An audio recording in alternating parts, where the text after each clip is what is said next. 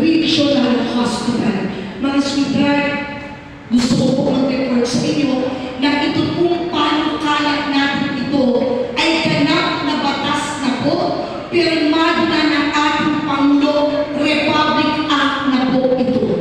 And I make sure na hindi lang batas ang ating pinaglaban, pati po ang pondo. Kasi mahalaga ang budget para mag-implement ang proyekto ito.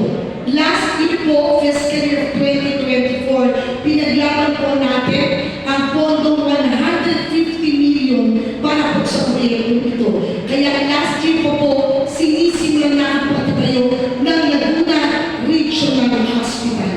Ito po ay kauna-unahan na level 3 government hospital in the province of Laguna. At ito po ay kauna-unahan po na DOH-run hospital. Pareho po ito na Batangas Medical Center or BAT-MC. Kasi kayo inspirasyon ko.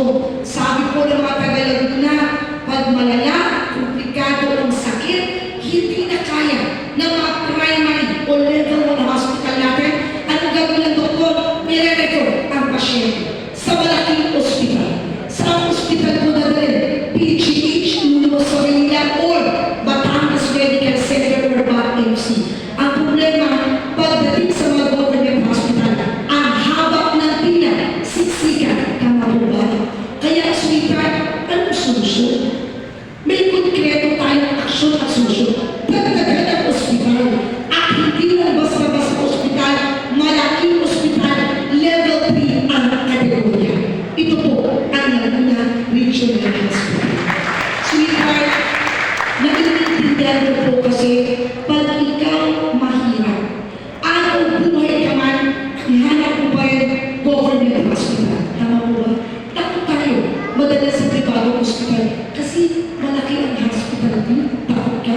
Kaya kahit lumuwas ka, kahit malayo, hahanapin mo government hospital, public hospital. Tama po? Meron naman tayong mga government hospital, hospital. Actually, siya ang hospital nga, ang meron tayo under the provincial government. Pero level 1 ang kategorya, primary ang kategorya. Isa lang ang level 2 hospital, Laguna Medical Center. Pero syempre, sweetheart, sa laki ng populasyon natin, hirap na ang Laguna Medical Center to accommodate all our patients.